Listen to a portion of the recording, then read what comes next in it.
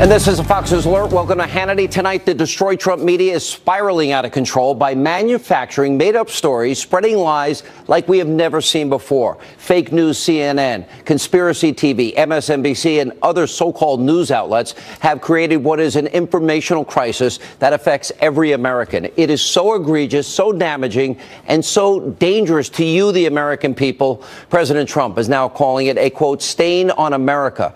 We're going to dissect tonight the anatomy of these fake news smears meant to damage and destroy the president you elected.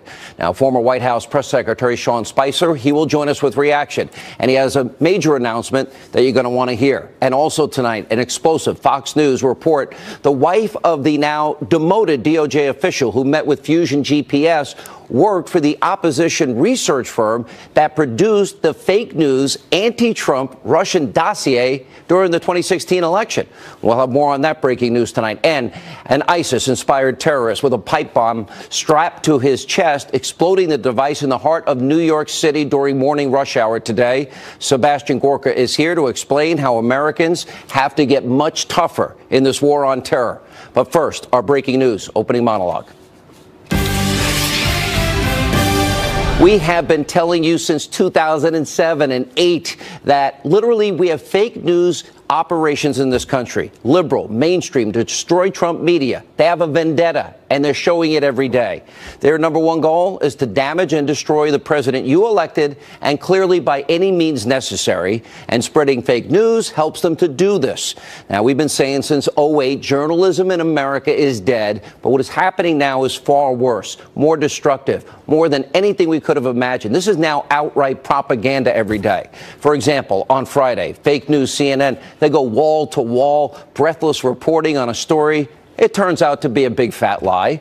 Now, the Clinton News Network falsely claimed that Donald Trump Jr. received an email on September the 4th, 2016, that gave him special access to hacked DNC emails that were later released by WikiLeaks.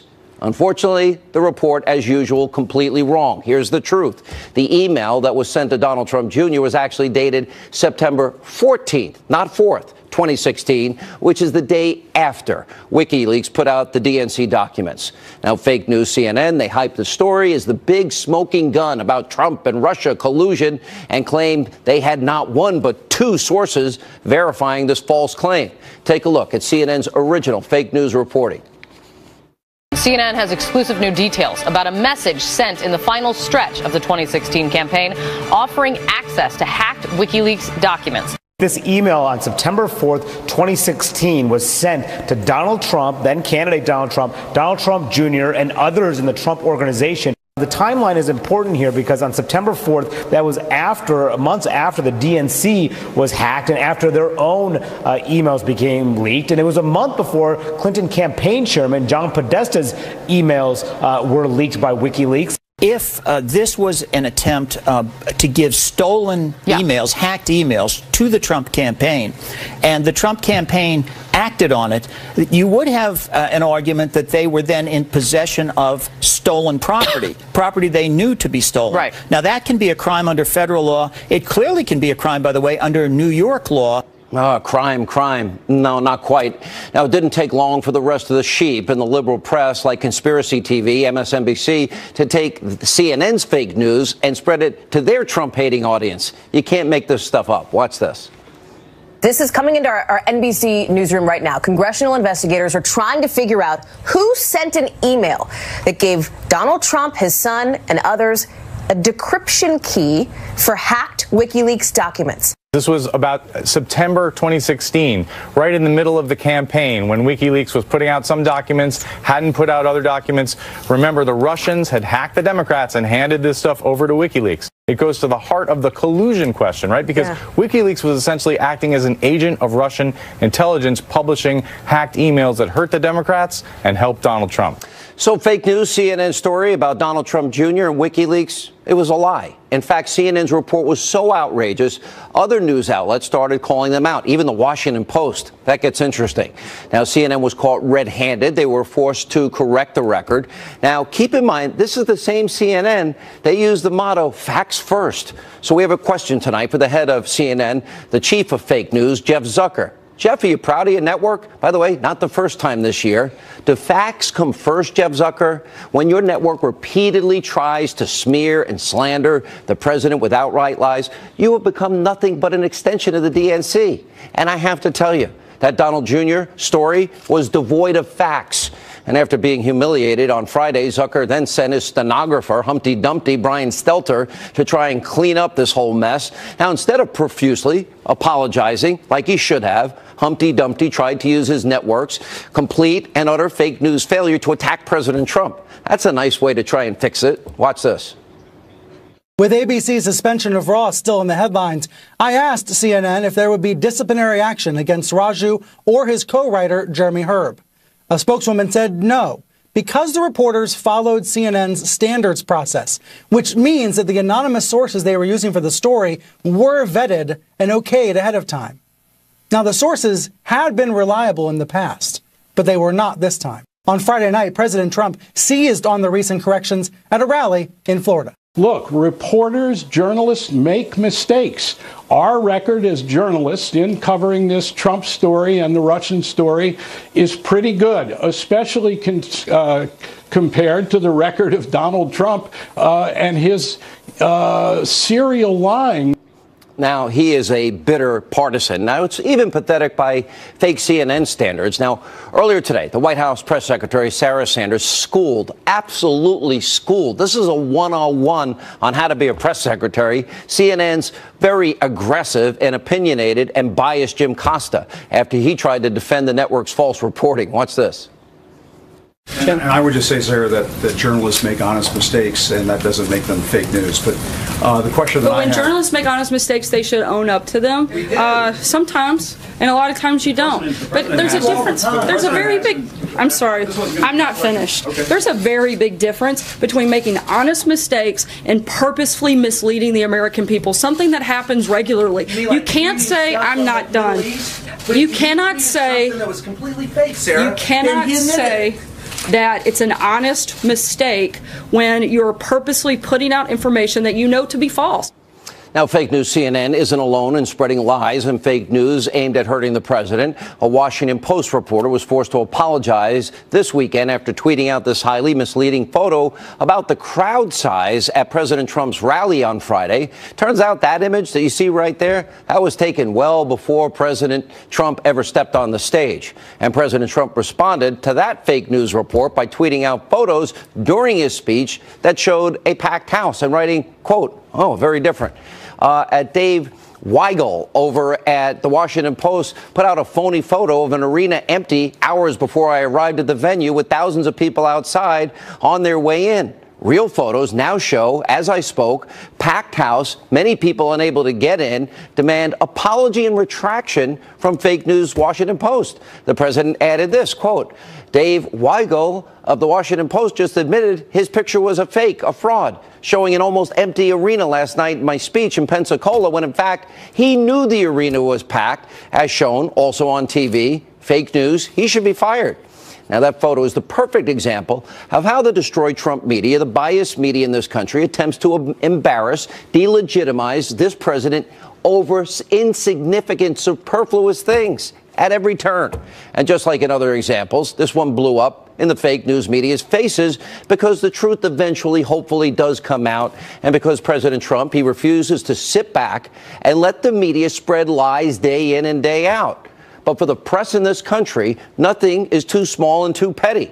They will literally attempt to use anything and everything to attack the president. Take a look at this headline from the New York Times this weekend. Quote, "Inside Trump's hour-by-hour battle for self-preservation."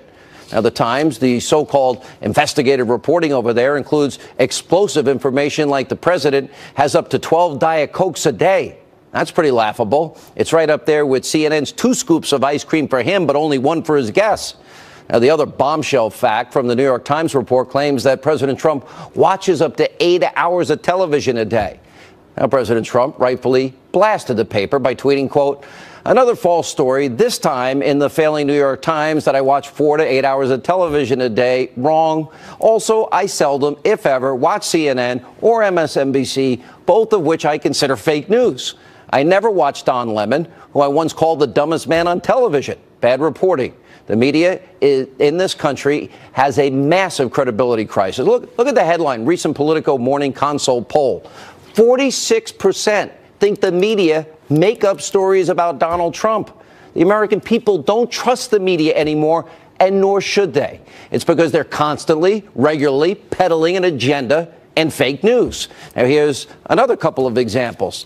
Now, last week, both Bloomberg and Reuters, they ran wild with that story, claiming that the special counsel, Robert Mueller's team, had subpoenaed President Trump and his family's bank records from Deutsche Bank. Now, President Trump's legal team, they shot down those rumors, and eventually Bloomberg and Reuters had to admit they were wrong yet again and issue corrections. And if you think that's bad, there's, of course, last week, ABC News' Brian Ross. Well, he takes the crown for pushing fake news because earlier this month, Ross claimed that General Michael Flynn was prepared to testify that candidate Trump ordered him to contact the Russians. Take a look. This certainly would seem to suggest that Michael Flynn had a fair amount of information to offer the special counsel in return. That's right, George. He has promised full cooperation to the Mueller team. He's prepared to testify, we are told by a confidant, against President Trump, against members of the Trump family, and others in the White House. He is prepared to testify that President Trump, as a candidate, Donald Trump, directed him to make contact with the Russians, which contradicts all that Donald Trump has said at this point. Then hours later, Brian Ross was forced to admit that he was completely wrong, and he attempted to correct the record yet again. This is an epidemic. Watch this. David, a clarification tonight on something one of Flynn's confidants told us, and we reported earlier today. He said the president had asked Flynn to contact Russia during the campaign. He's now clarifying that, saying, according to Flynn, candidate Trump asked him during the campaign to find ways to repair relations with Russia and other hotspots. And then after the election, the president-elect asked him and told him to contact Russia on issues, including working together to fight ISIS. By the way, he's suspended and is no longer allowed to cover President Trump. Shocking. Now, there's obviously a huge difference between Brian Ross's original report and what actually happened. That's why he got suspended for 4 weeks without pay, and he's been banned from reporting now on the president in the future. You would think with all these fake news embarrassments that maybe the media would end this hysterical and breathless ongoing daily reporting of the president and maybe just focus on facts and trying to get it right, supposedly for consumers of news. Here's the thing. The Destroy Trump media, they have been getting worse and spreading more lies about Donald Trump since the minute he decided to run for president. This is not going to change. Mainstream media has now taken a point of almost zero accountability in reporting fake news. Now, Glenn Greenwald from The Intercept sums it up perfectly with this headline, quote, the U.S. media suffered its most humiliating debacle in ages, now refuses all transparency over what happened. Now, the media's hatred for the president is so profound and so extreme that nothing else matters to them. They don't care about the truth. Now, think about that. They don't care, or being fair, or being balanced, not biased. And by the way, we've been saying that the press is fixated on taking this president down. I believe that to be true. That's their shared mission. It's precisely why President Trump is calling this a concerted effort and a, quote, stain on America. And in that sense, the president's right. Members of the mainstream media, they're just an extension of the DNC, and they're fraudulent. Now, they're rigid, they're radical, left-wing ideologues. They masquerade, they call themselves journalists. They're not journalists. They think they're keepers of the truth. The press, remember, got caught colluding with Hillary Clinton in her campaign, and they've been doing everything possible to inflict maximum damage on the president you elected, regardless of whether it's true or not. Now, everything we've just shown you proves all of this. Now, the truth, facts don't matter to the media. Let me put it more simply. They are morally bankrupt. They have an agenda. They don't care about the truth. The agenda is the Democratic Party's agenda, the Clintons' agenda. And as a result, the press has now created a massive informational crisis in this country. And by the way, they are doing a tremendous disservice to all of us. Joining us now with reaction, former White House Press Secretary Sean Spicer. I know that in the time that you were press secretary, you tried to get along, you tried to be nice. It seems nothing you could do would ever appease that group that was in that White House press corps. Am I overstating it? No, I don't think so at all. Look, I think that a free press is essential to a democracy. But mistakes like the ones that you're talking about, undermine the credibility and the trust that the press has. The problem is that if you can't trust one story or one source in a story, one of these millions of unnamed anonymous sources, which stories do you believe? Which sources do you believe in these stories? I think that's the problem, is that you can't sort of pick and choose one or the other, which stories to believe and which stories not to, when you see these mass amount of incorrect and malicious attacks on the president and conservative policies. But there's a bigger point here, Sean, which is that in the Brian Ross story, it moved markets. People lost money because of this mistake. And here's what I think the true egregious nature of this is. And what Brian Ross did in the clip that you played is something that happens all too often. They don't correct it. They don't apologize for it. They, quote, update it. And that's a cop-out. When they're wrong, they update their story and just say we have additional information. When someone else makes a mistake or adds something to it, they say that they lied or misled them. They hold everybody else to one standard and themselves to quite another. Sean, I even think it's bigger, because if you look over the last year, the whole Trump-Russia collusion story after a year has been debunked, has not been proven true. But there is a Russia collusion story. That's Hillary. Now we know, in spite of a year of denials, that she and her campaign and her running the DNC per Donna Brazil and their money, they paid Fusion GPS, that hired Michael Steele, that paid Russians for lies about then-candidate Donald Trump. And it spread like wildfire. Isn't that the same as colluding to influence the American people in the middle of an election with Russian lies? Well, look, I've been in Republican politics now for over 25 years. I've seen this, whether you're talking about campaigns or on policy matters. The left-wing liberal narrative wins every time. Yeah, I'm not asking they that, dismiss though. I'm asking that we have Russia collusion. There's a real story. Oh, she bought and paid for that phony, salacious Russian propaganda that got spread to influence Americans. Well, it's not just that. You look at the Uranium One deal. You look at the number of speeches that Bill Clinton gave over in Russia and got paid for. I mean, there is a clear and concrete case of what they did with respect to Russia that is entirely ignored by the mainstream media. All right. There's also something else that's happening here. You have now, for those that follow this show, you're familiar with it. And that is, we have discovered that Robert Mueller's team, that James Comey put the fix in with this other individual that works for the FBI that we all became known about last week, and that literally they're writing her exoneration without doing the complete investigation. Now, didn't the media get a little suspicious about 33,000 deleted emails in the bathroom of a mom and pop shop, that it did have classified top secret special access program information on it? Mishandling information that type of information is a felony. Destroying that information is a felony. And then, just for good measure, she used bleach bit and acid washed the hard drives and then busted up all the devices that were connected to that. Now, the fact that that exoneration, Peter Strzok and James Comey wrote the exoneration before they investigated, I don't know anybody in the media that's doing their job. It's what they choose not to cover that also is corrupt to me. Well, and you also remember that the DNC largely wouldn't allow the FBI's to even examine their servers, and no one seemed to have a problem with that. I mean, there's a lot about what happened last cycle that I think has largely been swept under the rug, and none of the key questions are actually being asked. And I think it's amazing how, when you have concrete facts on one side that should leave people to want to get a deeper understanding of what happened, that's ignored, and all of this salacious, hypothetical ideas is what we spend the time focusing on. I think our priorities are, or at least the media's priorities, are backwards on where the problems are. It's never been this bad. My 30th year in radio, my 23rd year here at Fox, it has never, ever, ever been this bad. All right, you have some big announcement.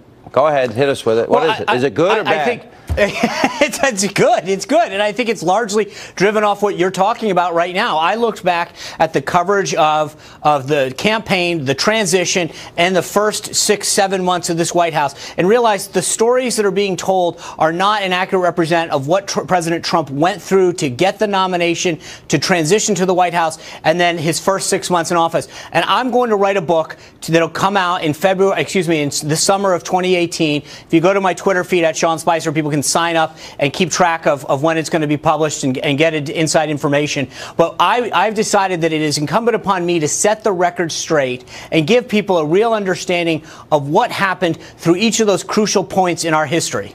This was probably one of the most fascinating elections ever in that regard, considering all of the forces that were against Donald Trump. And all the media that night that he won, it was like one big funeral.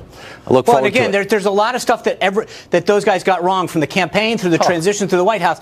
I want to set the record straight. Good for you. All right, Sean, good to see you. Thank you. Thanks, John. When we come back, big lineup tonight. Sebastian Gorka reacts to today's ISIS-inspired terror attack in the heart of New York City. And then later, a major Fox News exclusive report. The wife of that demoted DOJ official who met with Fusion GPS worked for the research firm during the 2016 election cycle while they were producing the fake news, salacious Russian propaganda dossier. I know. We'll tell you the details. Nobody else in the media will. I can promise you that. Today, New York City was struck by terror for the second time now in 2 months after a suspected pipe bomb was detonated at a crowded subway tunnel. Joining us now at the very latest on this attack, Fox News Chief Intelligence Correspondent Catherine Herridge has the details. Catherine. Well, thanks, Sean. It's 7:20 Eastern. At the height of the morning rush hour, authorities say the suspect, Akayed Ullah, detonated a device described as a low-tech pipe bomb attached to his body with Velcro and zip ties. It's unclear if the device detonated prematurely or the suspect was headed toward Times Square for a large mass casualty attack. In addition to the suspect's serious injuries, at least 3 others had minor issues from the explosion. The FBI's Joint Terrorism Task Force is on the scene and working alongside the New York Police Department. These units specialize in terrorism cases and evidence collection. Agents at this hour are drilling down on the suspect's immigration records that show the 27-year-old Brooklyn, New York resident came to the U.S. about 6.5 years ago through so-called chain migration.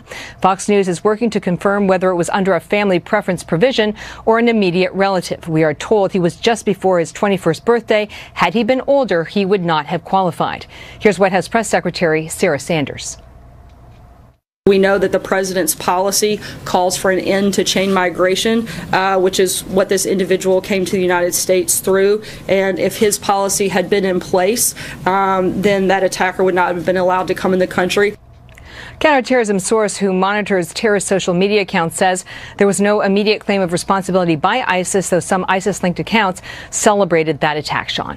All right, Catherine Herridge in Washington tonight here with reaction. Fox News national security strategist, former deputy assistant to the president, Sebastian Gorka is with us. It's interesting every time. What do we learn? That the communist mayor of New York gave up the surveillance program. We've since had, I believe, 3 attacks. Then, of course, we go back to the issue of immigration. Then we go back to the president having to fight in the courts so we can vet people that come from countries that do not share our values. And it keeps coming up every attack. And yet the left still supports these policies. It's hard to understand, Dr. Gorka. It truly is, Sean. This should have surprised nobody. The president understands that the immigration system that he inherited is utterly, completely bankrupt. The last New York attacker managed to sponsor more than 20 people on a chain migration into the United States. This jihadist was also a person who came in through chain migration. I just arrived yesterday back from Australia. Australia, for example, has a completely merit-based immigration system and completely strict adherence to the question of why are you coming to this country? Do you contribute to this country? And are you a threat? Why can't America have a system like Australia's is a question we have to answer. Because if people are caught and entering Australia illegally, let's say they're in a boat. Well, Australia is very compassionate. They will give them enough food and water and supplies so they can get back to their destination, their original destination. Somebody is sick, they won't even take them into the country. They'll take them to a separate island and take care of them.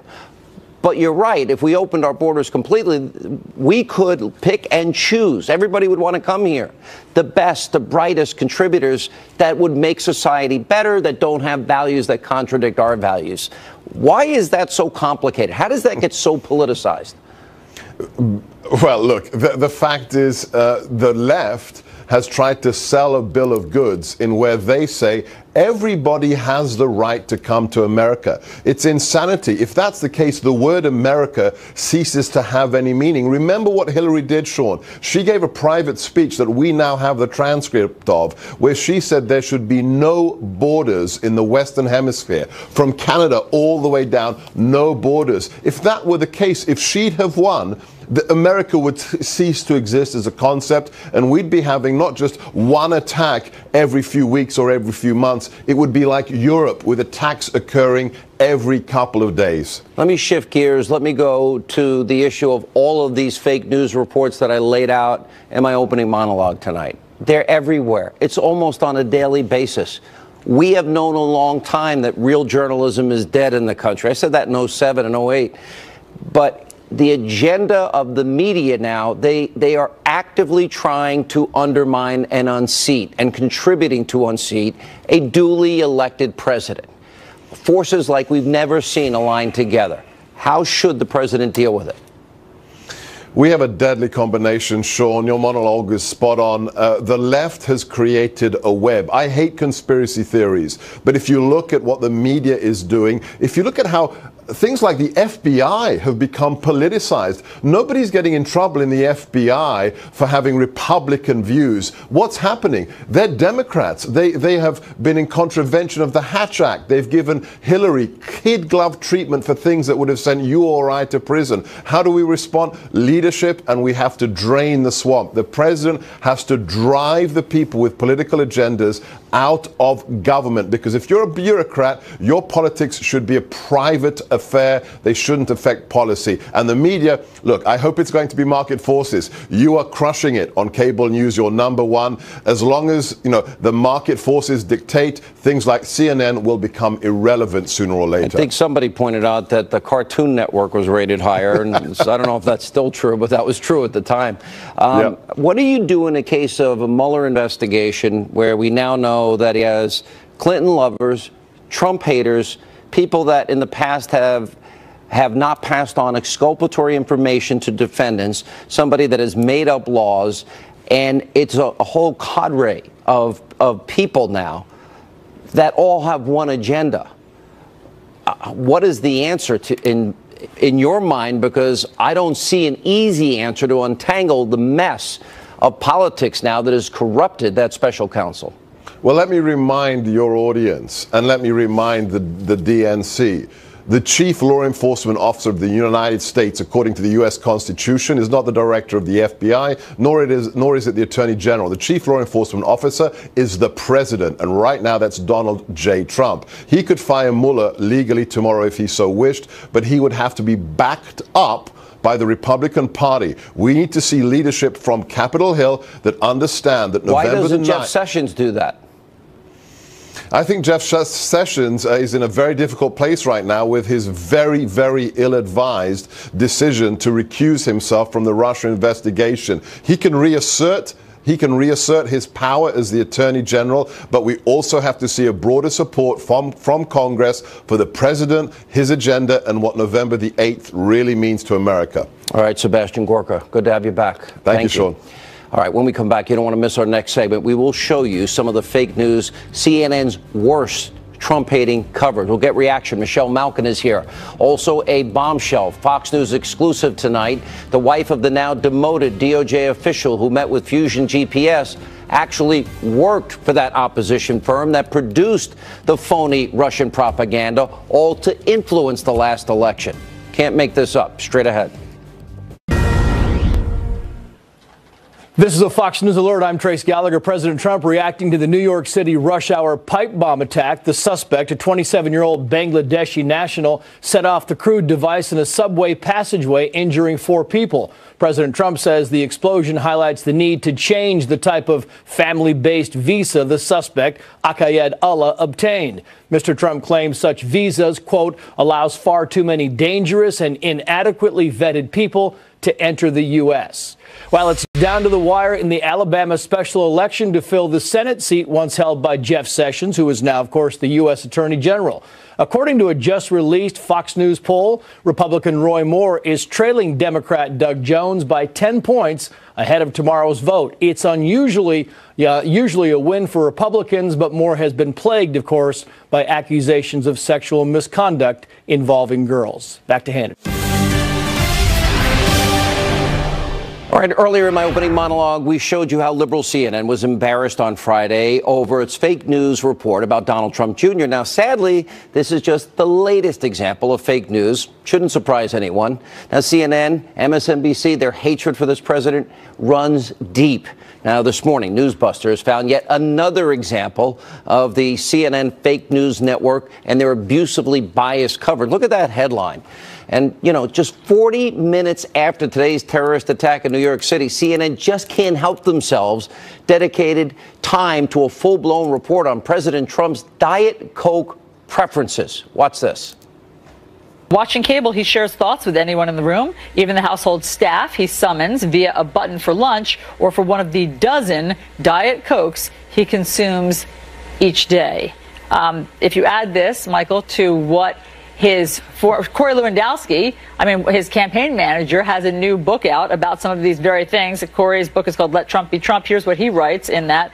On Trump Force One, there were 4 major food groups: McDonald's, Kentucky Fried Chicken, pizza, and Diet Coke. Those are all my favorite foods. What's the problem with that? Of course, another egregious example of the network being completely abusively biased. Their over-the-top coverage of the Trump administration. Let's take a look at some of the lowlights from just the past year. Take a look. I have a whole lot to say about this president's increasing erratic behavior over the past week or so. If you think you've had an earful of Donald Trump, check out what's in the ear of a beagle in Britain named Chief. Brace yourself. Is this president trying to impersonate Hugo Chavez, Recep Tayyip Erdogan, Vladimir Putin? Apparently, the president gets 2 scoops. You know, everyone else around the table gets 1, and no word if there were sprinkles. He's gained weight, according to these sources. He doesn't trust people around him. He's withdrawing. Not a good picture. If he wants to say that, Barack Obama wants to say whatever. If George Bush says, I looked in his eyes and thought he was... If he took a dump on his desk, you would defend it. Now he's President Snowflake, okay? Everything he said, oh, they're mean to me and they don't like me. And, of course, it's a white lash. Here with reaction, CRTV host Michelle Malkin.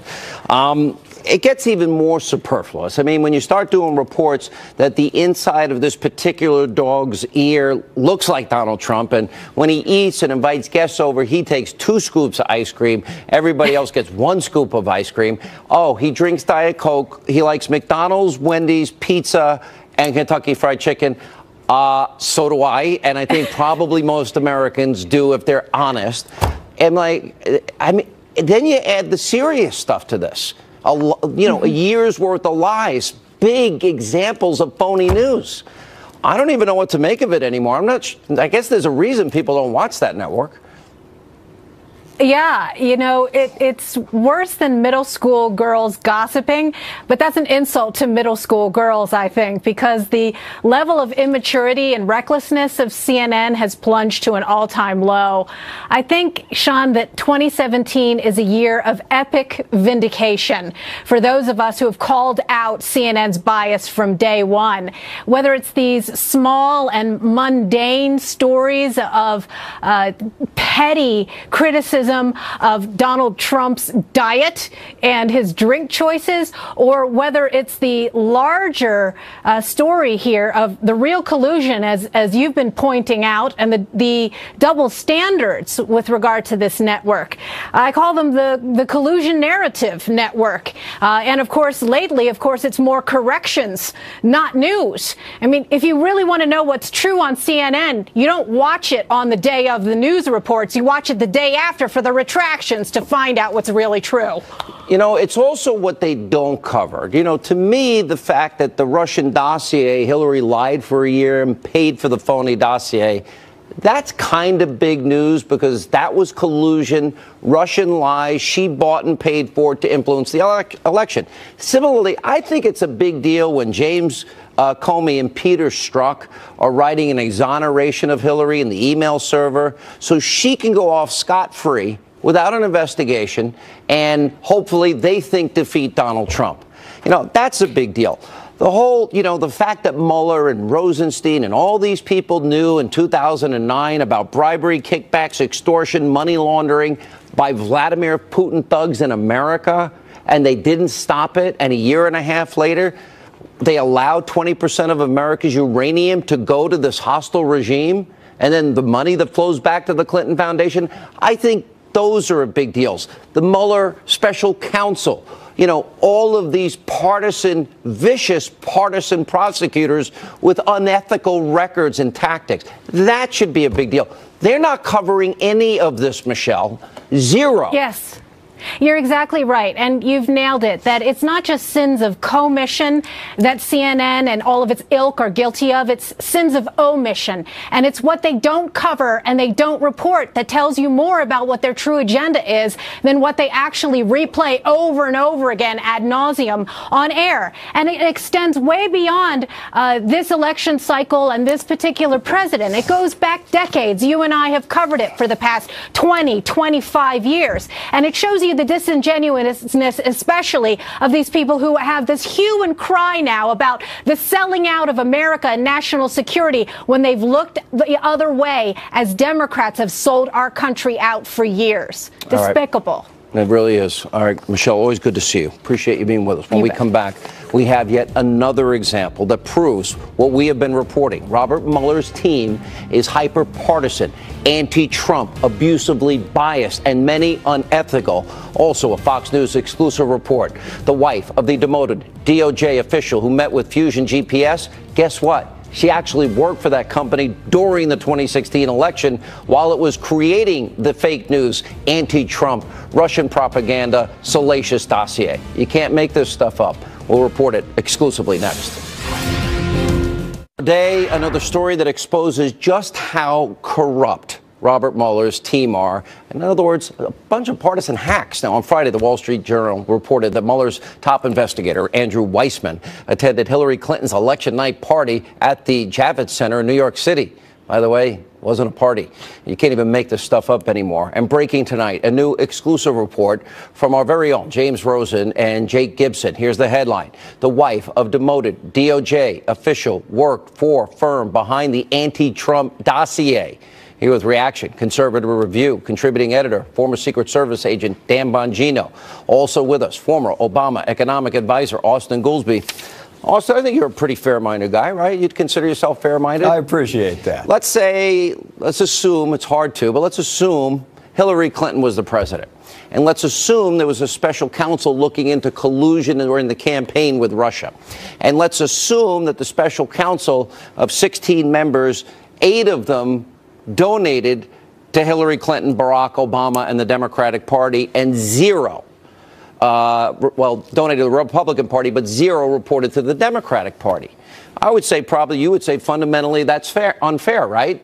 When Ken Starr was the independent counsel, he was a Republican. His entire staff was made up of Republicans. Now, if people let me finish because we got a lot of ground to cover. If people like Peter Strzok and his girlfriend, Lisa Page, if they're sending out, and they work for Mueller in this case, and they're texting each other pro-Clinton and anti-Trump messages, is that bias? Is that unfair? It seems like it was, and that, I believe, is why Mueller, a lifelong Republican, fired that person for sending those texts. And is Andrew Weissmann, hang on, was that Hillary's party on the night of the election? And Andrew Weissmann is also a guy that was overturned by the Supreme Court 9-0, Fifth Circuit Court of Appeals overturned. Innocent people went to jail. He held back exculpatory evidence, and he made up laws that don't exist. Is that, Sean, no, answer the specifics. Is that fair? Is Andrew Weissmann a guy you want looking into, a president that you like? As you know, Sean. Yes or no? The policy, Department of Justice national rules forbid you answer the question. Andrew Weissman sent innocent people to the jail. Question. You're asking Mueller to do something illegal, Sean. Excuse me, 85,000 people lost their jobs. Partisan affiliation. All right, Dan Bongino, I'll give you a shot. Allowed to ask the partisan affiliation of people who will work for him as career people. That's Unethical against the people. rules. All right, Dan Bongino. Sean, let's be clear about this. There are only two possible explanations for this sham investigation. The first, that it was put together entirely incompetently, which I do not believe because Bob Mueller is a very smart guy. The second, which should deeply concern you and everyone else, is this isn't an investigation at all. This is an attempt to nullify an election. That's exactly what this is. Why else would a smart guy like Bob Mueller, if he was aiming for a nonpartisan investigation, appoint, such obvious ideologues? Sean, these aren't like people who are hiding their stripes. You're talking about Weissman, a guy who emailed Sally Yates applauding her for defying the president on his government email account. They weren't hiding this. And Austin, I have a lot of respect for Austin. He's a really smart guy. But Austin, you and I both know, and this is a fact, that if this was a jury and your career was on the line and these people, and the story was reversed, were appointed to judge you, you would say absolutely not. You know that. Come on. The National Department of Justice rules forbid Mueller from asking the partisan affiliations or looking at whatever political donations just as a lateral those look people at the have given. That would Let me give you the latest stuff. But we now know James Comey, and we know this guy Bruce Struck, or whatever his name is, Stuck. He both wrote an exoneration of Hillary before they did the investigation. Now, are you going to tell me you think that's fair? No, seriously? That guy was fired by Mueller. Okay, but the investigation never happened. That means the fix was in by Comey and Struck. If my understanding is Congress wants to investigate that, that's fine. Okay, Congress, and if it was your life, I'm sure you'd feel the same way. I think you'd be more passionate. What about this new James Rosen report? Now we found out that Bruce Orr, 4 doors down, Dan Bongino, 4 doors down from Rosenstein, that in fact he had met with the Fusion GPS people. Now we find out his wife worked for them. And it turned out Clinton bought and paid for Russian lies to influence the election and the American people. Yeah, is this a joke? Seriously, is this a joke? Where did Mueller go and recruit these people, or the DOJ in this case, recruit these people? Hill Pack of the Clinton Foundation? Seriously, did they go down the Clinton Foundation donor list and the Fusion GPS source list and employee list and go, hey, we need you guys in the DOJ and on this special counsel? Sean, the woman worked there.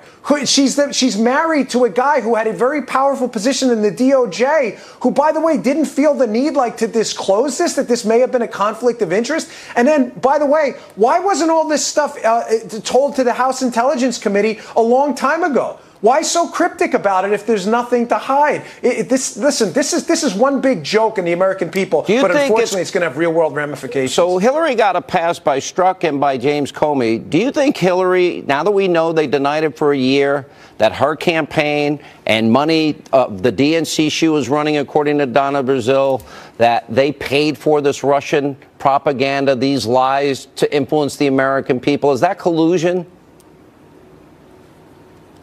Are you asking me or yes, sir. I'm asking you. Austin Goolsbee, is that you? Yes. Is that collusion? Look, I don't. Does it sound like collusion to you? Your definition of collusion is that doesn't strike me as collusion. No. If you think that there was some violation of the law, then they should investigate it, just as they are with Donald Trump.